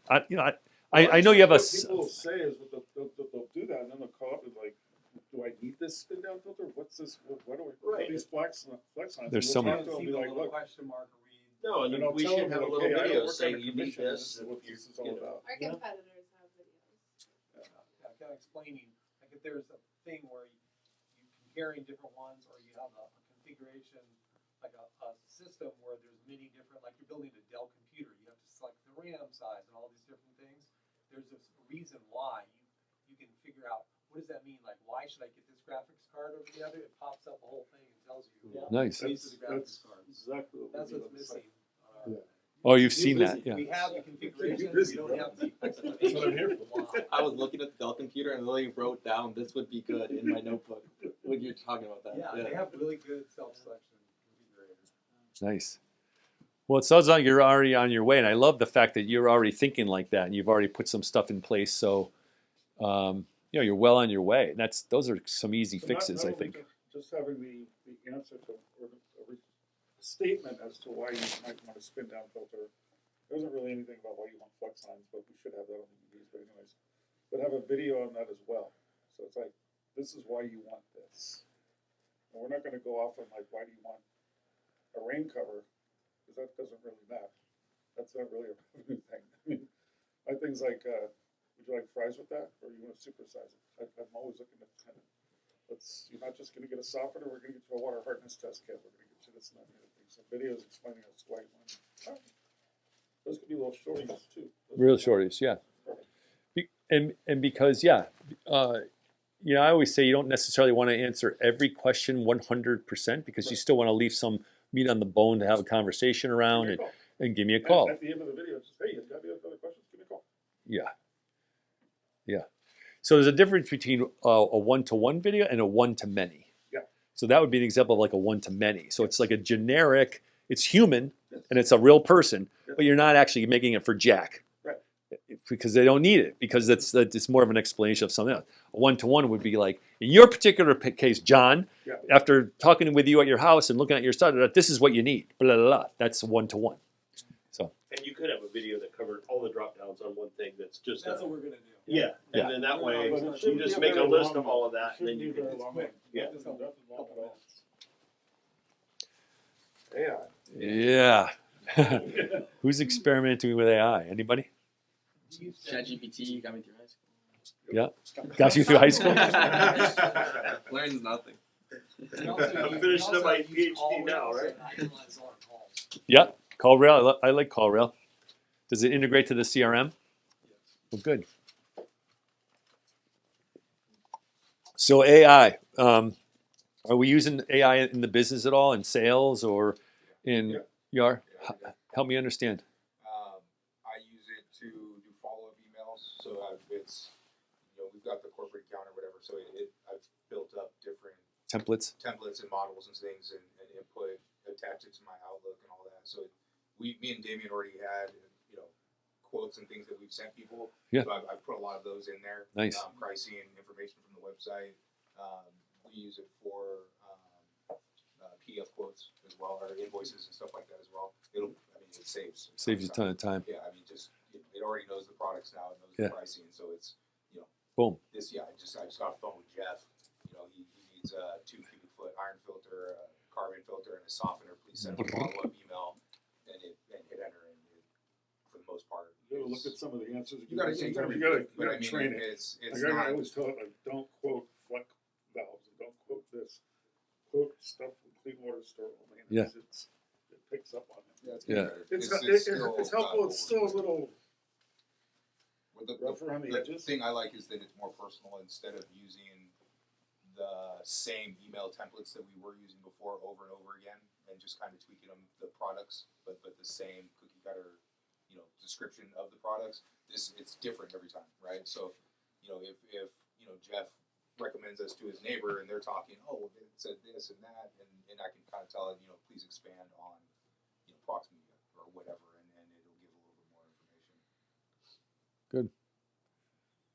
Okay. It's a learning process right now. Oh yeah. It's interesting. We're all to learning. integrate it. But it's if we're not doing it in 3 years, You're we're screwed. behind the eight ball. Yep. Well, there's an enormous amount of ways to utilize AI for marketing and sales. I mean, stuff for sales that I love using it for is to rehearse sales calls, or to use it for like sales coaching. Like you can tell it what to do and have it be a CEO or have it be a customer or whatever, and just role play and tell it to be harder or softer or whatever. That's really cool stuff. We use it a lot for when we work with content managers and they're writing content. We have a specialized endless customer GBT that will evaluate the writing against best practices and then give feedback to the content manager. Besides the fact that we have our content expert look at it, so you have the human look at it and the GBT look at it that's been trained, give it back to the person and then before they publish. So there's just so many different ways of, and now we've developed one for schema. So Brian specifically will be able to help a lot as it relates to how to make your content, whether it be video or written, structured in such a way that it makes it easier for AI to be able to pull the stuff and include it in its answers. And therefore, the more often that happens, the more likely we are to be able to be shown, and that's where people would end up. So if you're not experimenting with AI, keep playing with it. We're not going to shy away from it. We're going to keep pushing it in a nice way. so we can. I think it's also something when talking to customers, because it's obvious that they're looking at that and they're using it when they're researching before they talk to us. They're getting information from AI, and maybe they're not refining their responses or their search criteria before they talk to us. So they're getting a lot of information from AI because AI is right. Just like Wikipedia, right? The internet doesn't lie. It hallucinates sometimes. It hallucinates a lot. I have a really bad relationship with my AI, my GBT. It lies to me. Seriously, I'll give it a project. It'll say, "Yeah, I can do this, Thomas. When you need it by." And sometimes they're big projects. It's like, okay, by Friday. It's okay, Thomas, I'll have it to you for Friday. This is what I'll do for you, blah, blah, blah. You go to back to check in. It's like, well, I'm in the process. I've got such and such. I've gone through 2 weeks of this thing, like telling me and putting me off. I'm like, dude, I don't trust you anymore. I'm like, I'm literally having this relationship with this thing. Like, you're right, Thomas. It's enough is enough. I said, I'm moving on to a new. Oh, I can't believe And after I've trained the heck, like I had to read the entire book. I've had to scan all of my content over the whole, all the content I've ever written to develop a brand voice for me. So now it's when it writes anything, it writes on with my brand voice based on stuff I've written over the years, all my websites, all my LinkedIn profiles, all that kind of stuff, and it gives you a list. So this is how you write. This is your tone. This is how you did. This is the metaphors you like to use. It's really awesome. So I said, okay, let's see if I have it write a LinkedIn post for me, and it did. Most traction I've ever got. Pretty sweet. You still have to be human though, which is the last slide here. It's like the point matters that people still do business with people that they trust. And an interesting article that came out this morning that I just read that I haven't quite assimilated, but people are noticing that consumers might not be clicking on the first couple of answers because they think it's AI. And because they think it's AI, they're going down to the 4 and 5 and 6th place. It is fascinating to sort of try to track this because it's like that was the biggest jump in called clicks was the lower ones. The top ones had like a 35% drop off. And so just like the rest of us, even the people that are the leading voices, the leading researchers in the country as it relates to where this is all going, it's still a work in progress and we're all learning as we go. And so part of the strategy and the way that we do things is going to morph because it's just moving so fast. It's hard. Nobody's got their finger on it and plants the flag and says, "Okay, this is how it's going to be now," right? And not necessarily like I've noticed in Google searches, maybe not AI, but you can tell when a web page is generated kind of like automatically based off what your search was, and you can feel like it's just a cookie cutter kind of prompt. Yeah. It's a really big it's just turn off. keywords. Yeah. It's like, Yeah. what are the odds that this is actually a page? And I'll go down until I find something that looks like something was written by a human. So this is the deal. Show your people in videos and on your website. Have them come alive. What's their role? Everybody's part of the process. Be bold, be different. Take a stand. Have a perspective. Like we were saying before, we're not coming unless you've done such and such. This is the way we do business. We're calling the shots like this. Show your personality. Just be a real person. Tell real stories. Tell things where you failed. I mean, people love that stuff. It's like that you made a mistake, you screwed up, but what you did with that's the story, right? People love that stuff. But don't be afraid to show your vulnerabilities, your mistakes. That reveals your real self. And you guys are already doing this. Respond authentically on social or whenever someone's criticizing you. And the last thing has to do with leaders. Our leaders have to show up, meaning, and I love that Jerry's, a great leader because he's not afraid to be on video. He's not, but he's not afraid to jump in and participate and do it. Good leaders that are, making this thing go, they're part of it. They're part of the journey. They're mixing it up. They're not afraid to go onto the floor. They're be real and show their stuff and talk about their stuff. That's what human leaders really do, and that's what people are looking for, and that's what will position you to become the most known and trusted brand in your market.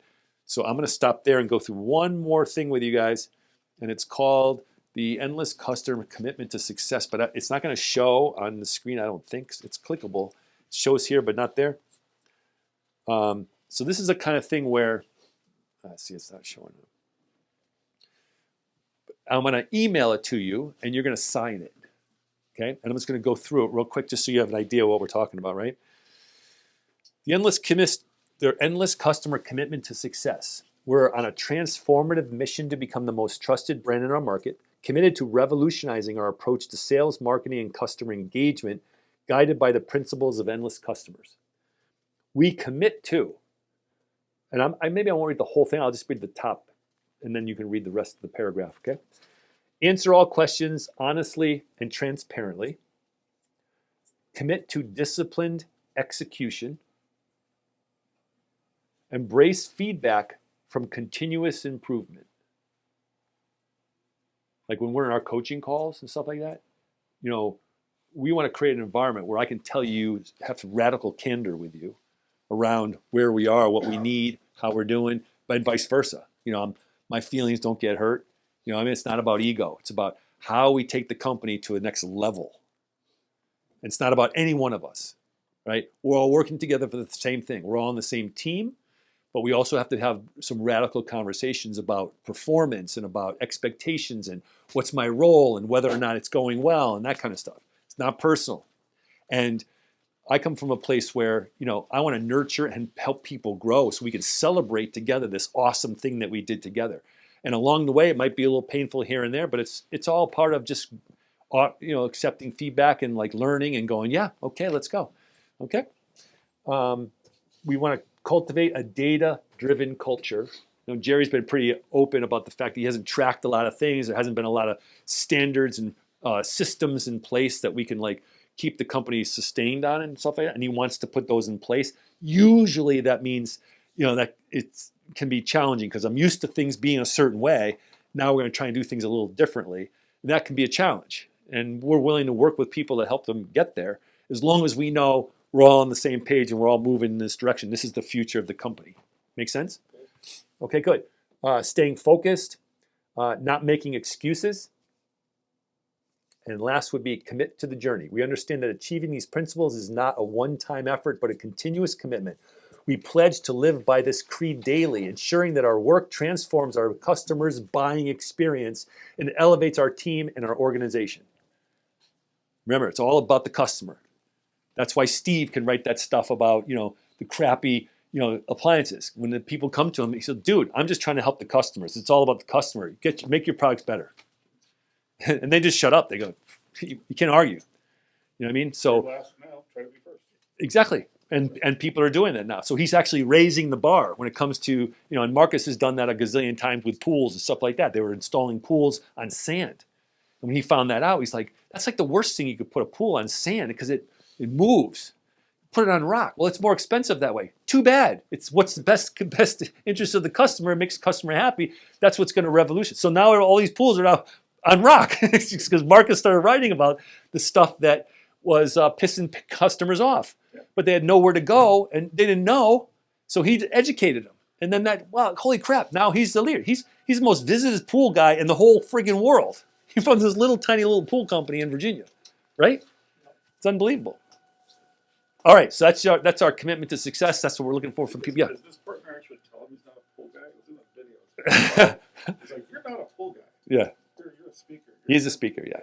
And he's got like a dozen other businesses, by the way. And he also is a partner in Impact. Yeah. So, but he's got a fishing. Alex was is it Alex in the podcast? Alex is our podcast guy. Yeah, he's yeah. So that's the stuff. That's stuff for this morning. It's break time. We may just wait to get all the food. Yep. We'll be back in about 15, 20 minutes. Yeah, and what I'd like to do is get a picture, and I would like to hear from you guys. What's the one thing? I'll give you a minute to think about this. What's the one thing that you're going to do differently starting tomorrow as a result of the conversations we've had today? One thing. Take it, write it down. We'll go around the room. I'll hear from you. Tough one for me. That's it. Well, that's okay. It's supposed to be tough. Well, no, it's my second day. That's what I'm doing. Obviously, you're going to do a lot of things differently because. Take it in the big picture.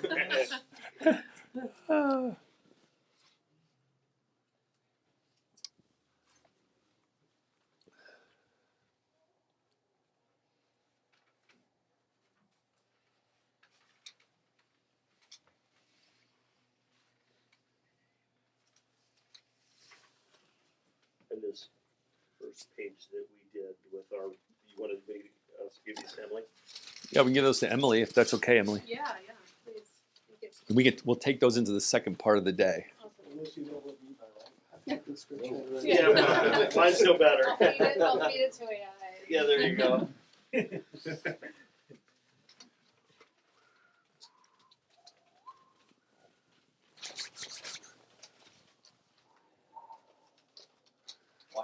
You ready? All right. I'd say I'm gonna commit to making the top big 5 videos. Put that on the list. Get that. Start to work on that.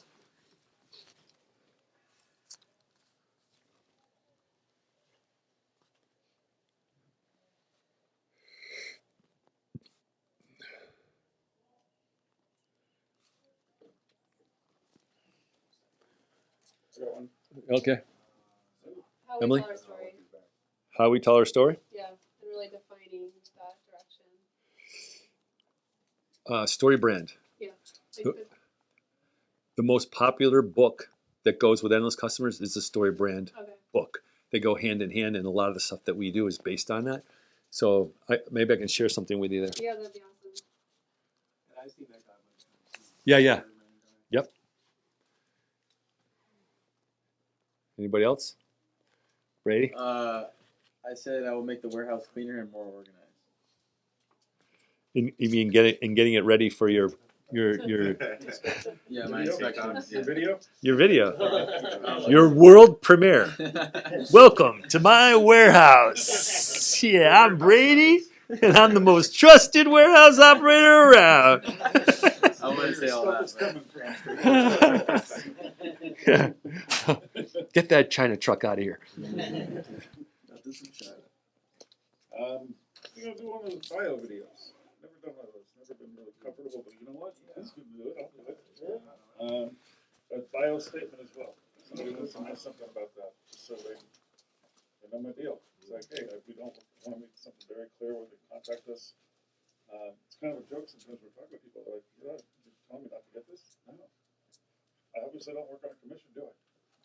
And I'm getting this for you. I'm getting this like if you're my family member. Yeah. The recommendation I'm gonna make for you. Yeah. A lot of times when we finish up with a phone call with a sale, it's like, hey, we really appreciate your business. Welcome to the Clean Water Store team. Nice. Or welcome to the Clean Water Store. And people dig that. They do. They really do. They do. When they feel like you've got a personal connection with that. Yeah. So, Yeah. The difference between customer experience and customer service. Customer service is when a company responds to a problem. Sorry, too late. Customer experience is when you anticipate what their needs are before they know what their needs are, and you do something and they go, wow, you've exceeded their expectation before they even knew what when they're. we talk to them, it's like, look, if there's a problem with something, I mean, like I said, let's talk, it's like, how do you ship? Very carefully. Yes, you're going to get the tracking. Yeah. Something arrives damaged, just let us know. We'll take care of the claim. Nice. We don't have to deal with that nonsense. Almost too good to be true. When they talk to us. Yeah. And I think a lot of that information should be on the site. Yeah. About that, something like that. Yeah. Who else? You got one? I was gonna say just finding ways to utilize all the data that we have and make ourselves more effective, because there's like tons of data on past orders and like geographic location. Yeah. Like, oh, you live in this area, like we can already kind of like tell you a couple things about where you live and what kind of water you might have. Oh, right. You know the patterns, or you know the regions, Kind because you've been. Oh, that's a really good service. Holy smokes. actually- Yeah, well, that's an Some idea. of the You know. blog posts we've done based on region do really well. Like we've done map graphics. Yeah. Like if you're in this area, you have a lot of manganese. Those are Huh. huge traffic. Person. Okay. How are you, David? Let's see. Actually, you can give an example of someone here that does use the one on my video. We have this program called Blitz, Yeah. where he actually gets on people's cell phones and they show him. He probably connects more with people one-on-one than anybody else in the organization. What am I Wow. trying to think of?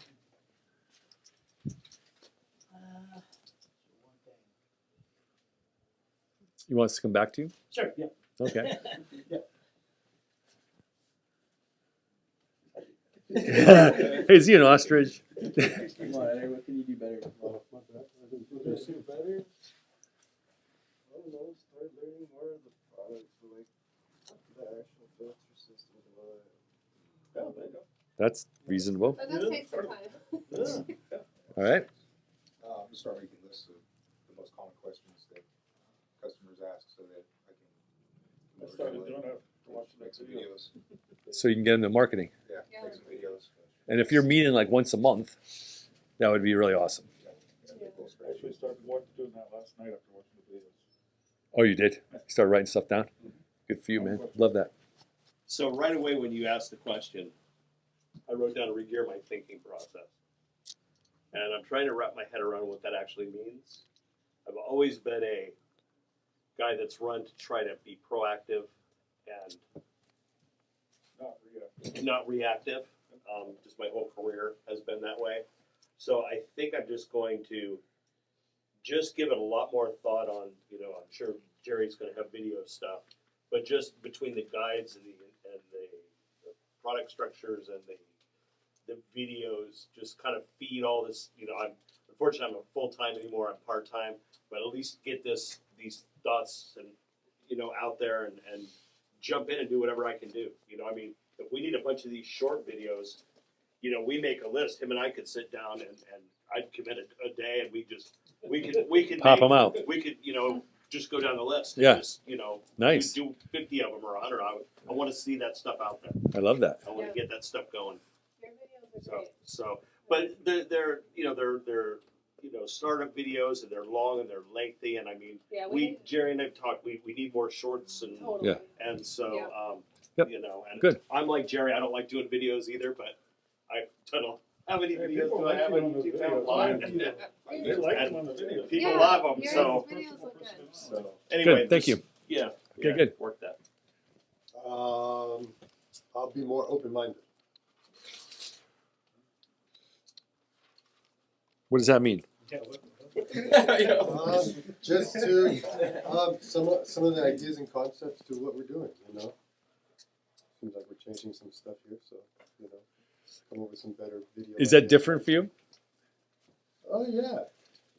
Then normally you're like, I like things a certain way, and this is the way I like to do them. And if there's someone introduces something new, it's like I'm not always the most open to Right. it. Can I add to that? Because I've worked a lot with Rolando. Yeah. We have worked things at one time where we're here were really, really messed, and not messed up, but there was a lot of chaos. And it's like you get them fixed, but then when it changes, he's at the back end. He's got to make everything Yeah, fit together. the ones that actually put the spark plug wires on the spark plugs. Yeah. And so it's a struggle every change to Sure. try to keep things up because Yeah. we still also have to keep producing. Right? Sure. And is it And change so- for a good reason, or is it change for the sake of change? And they keep making changes. Right. Like, what the hell? Don't tell me anything about it. Like, what the heck? And it's painful. And So it's good to be in here to hear about the change, to be part of the change, and to be an active agent to help make the change, Right. rather than a passive recipient of like, what the heck? Right. Don't they matter around here? Right. So this is a good experience for you Yeah, then. that's cool. And as a result, you're going, I'm going to be more open-minded. Yeah. That's awesome. I love that. Way to go, bro. I thought I'd help explain that a little That- bit. that- so that means management made a good decision. Right. Hey, Yeah. you should tell him like later. Hey, thanks for including me. That was a good decision. It's like Tom Brady. That was like the best decision you ever made by drafting me to Mr. Kraft. You're like, you don't even know who I am, but I'm gonna make you a lot of money. All right. One of the things that goes with our sales, giving the customers and getting their dollars from them is the warehouse team. I mean, it's huge. Well, that's what I'm saying. To get this place in order. That's why Brady's gonna kick ass for us. It's phenomenal. No And more then when you look at mistakes, the sir. support staff with these two guys, and it just keeps getting better and better. The more And you we think can about that, like the fine-tune customers are thinking, like, where's this stuff coming from? When they can see, like that was the video about the thread. They took them behind the scenes, how they make the thread, how clean the thing is, and all that stuff. You go, whoa, I feel totally good about buying the thread from this company. It's the same thing about your products. Like if I could see behind the scenes, and that's what Marcus did. He showed the first person to ever show how did they manufacture fiberglass pools, and he went and took his freaking phone and he went and saw all these competitors. They started walking around, and they're like, "You can't show this stuff." He goes, "What are you talking about? Why not?" He goes, "They're proprietary." No, it's not. Every fiberglass roll is made the same way. That's how they do it. He put it on his website, and it blows people away. Same with your warehouse. It'd be cool. You got anything you want to add? Yeah, well, I guess mine was I wrote it down beforehand, and then you started literally saying what I was writing down. So Awesome. mine was focus on customer experience, and Oh. specifically, that's why I was like, oh man, I'm getting it taken. I can read. I But can read your mind. specifically on pain points, finding what pain points are for the customers and fixing them. Nice, love that. Seamless. Matt. Mine was just better educate customers on pros and cons of certain systems, things like that. Yep. So you're committed to being an educator. You never knew you were going to be a teacher, did you? And you got to be a teacher without even having to pass the test. That's awesome. All right, Brady, we did you. Mike? I don't really, I can't really think of one, but I just kind of want to wherever I can provide like the most impact that would help out like here, Mhm. I want to definitely do Do you have a superpower? that. Computers. Yeah. I like looking at things in a certain way to see if there's like something that can Way to improve it. boost it. Yeah, percentage wise. All right. So you're going to do that as we go through this process. You're going to look over the top, just look for gaps and ways you can Yeah. chip in. Pretty much. All right. It's very simple. I just got to get to know you guys. So my second day, I know some of you guys know what I've done and what I do. I've been on camera, I've been on TV, I've worked behind TV, I produced. It gets uncomfortable, but I've trained a lot of people and I've worked with a lot of people and I'm down to earth. And I hope you guys are too. I know you guys are. Absolutely. You just got to get used to seeing my face running around randomly and asking whether or not I could tag along or do X, Y, Z because, yeah, I realize how big of a problem I have ahead of me right now. On my second day. But Now you're wondering why you took the job, huh? Then again, it's something that I'm used to. I've done this forever. A lot of things you see online, like New York Stock Exchange, the NASDAQ, I'm looking at. So Nice. that's what I'm here right now because what are the odds that I'm here on the West Coast? I Yeah. told Jerry that last week. I was like, okay, it's calling. I got to stay for a while. Yeah. That's awesome. David, do you want to anything at this point? Or Yeah, maybe you do things differently. I like to say I know some things or I'm a little bit smart, but be more aggressive about it. Not Learn just more be, about the products. or just be more aggressive about anything. Right? It's easy to say you know the product, but like, I don't know. Be more. I guess I don't know. It's sort of because it's easy to just be banging around. Somebody I know calling you, about take it. advantage. All right, I got you. Exactly. Yeah, okay. Exactly. Too nice. We've Just got being some confident customers in that the can be products. aggressive when they have issues. I mean, that's what he does all day. Is you deal with aggressive. How, you know how to say it. Yes. That Yeah. helps. Yeah, you know what I mean. You know what I'm saying. Yeah. This being like, look, this is what this system does. This is how this works. Instead of, no, this is what it's doing. No, you don't understand. And being like, I think that's what. Yeah. the one- Yeah. Being able to say no, or yes, you're doing this right, but this isn't correct. Yes. And being able to say that to the customer without them continuing to hammer on. Conciseness. Yes. Yeah. Exactly.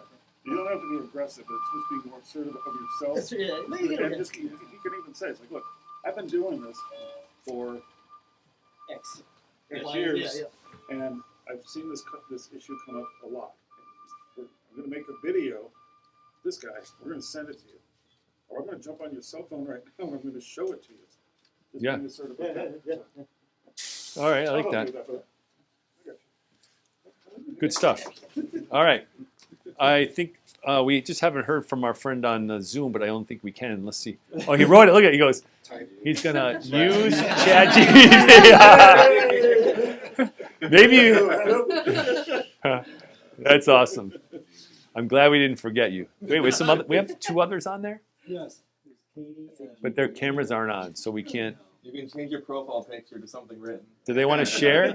Can they share or You no? want to come on and say anything? There she is. Hi. Hi. Who's Katie? Katie is our blog editor. Oh, my blog editor. Hi, Katie. Do you want to share anything? You see what's sound? Oh, Sound, is that we okay? don't have sound. We don't have sound. Oh, okay, so I guess we can't share, but maybe. Oh, here we go. Oh, there we go. Do you know sign language? I think the issue is that none of us would know it. So Right. Is that speaker working? Yes. Okay. Yeah, she's helping redo a lot of the graphics. All right. I've seen the name. Yeah. I never. Yeah. All right. We're gonna. You guys have been. Hang on for the share. All right. Well, you guys have been a great group. I appreciate the. You guys are really dynamic. You guys stayed engaged. We only had one person fall asleep. It's okay. Usually when I talk, it's like half the audience is out. So appreciate you guys staying awake for our presentation, our conversations. I think you're off to a great start. You've got a great company. Jerry's so committed to making this happen, and I really appreciate your willingness to stay open-minded and to get aligned around what we're trying to do. It does going to take all of us to make this thing go. Like I said, we'll be around between 18 and 24 months. Okay.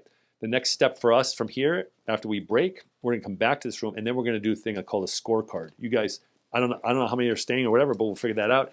We're gonna go around and do a scorecard in terms of where are we in our journey because there are numbers that we track, That'd be we like the benchmark, Sales team, marketing team. and we go. So we'll do that, and then we'll move into the part where we create our objectives for the quarter, and then we'll wrap up the day. But for this morning session, you've been a great participants in attendance. I really appreciate it.